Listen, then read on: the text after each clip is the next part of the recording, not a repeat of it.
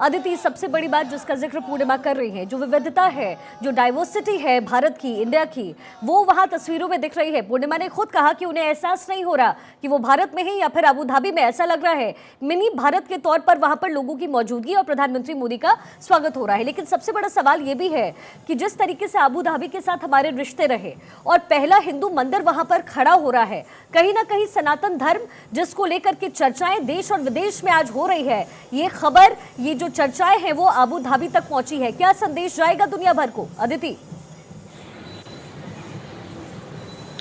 देखिए, पूरी बात को ध्यान से समझने की जरूरत है। हम ये तमाम बातें क्यों कर रहे हैं? क्योंकि मोदी और जो भारत की संस्कृति की बात तो अब पूरी दुनिया में होने लगी है, तो फिर अबू धाबी में जो हो रहा है वो अलग क्यों है?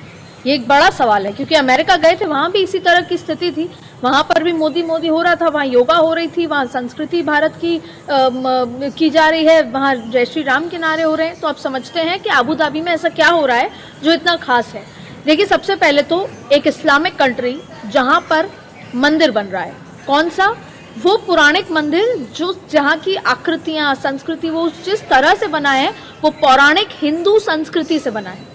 ऐसा नहीं है कि दुबई में पहले कोई हिंदू मंदिर नहीं है। दुबई में शिव मंदिर है, इसके अलावा भी जेबल अली जो जगह है वहाँ पर शिव मंदिर है। सब जगह मंदिर हैं, लेकिन पौराणिक हिंदू संस्कृति का पहला मंदिर, और इतना भव्य मंदिर। और इसलिए इतना भव्य है क्योंकि जिस पत्थर से अयोध्या में राम मंदिर बना है, जयपुर का जो पिंक पत्थर है, वही पत्थर इस मंदिर में इस्तेमाल किया गया है। और सबसे बड़ी बात है कि ये ऐसे ही नहीं हुआ।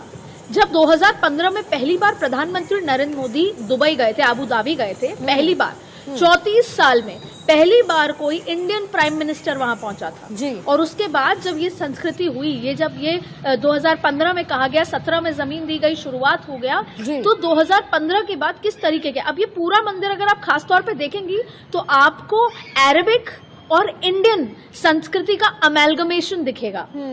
एक इस्लामिक कंट्री की संस्कृति और एक भारतीय संस्कृति का अमेलगमेशन दिखेगा। और आप एक और आपको बात बता दें कि बैप्स बोल रहे हैं हम कि बैप्स का मंदिर है, वहां के जो एक प्रमुख स्वामी थे, उन्होंने 1997 में ये भविष्यवाणी कर दी थी जब वो दुबई गए, वहां की रेत पर आशीर्वाद दिया था कि यहाँ एक मंदिर होगा। तो अब जो बैप्स वाले हैं, BAPS, वो ये मानते हैं कि 1997 में हमारे गुरु ने ये कहा था और नरेंद्र मोदी ने उसे पूरा किया।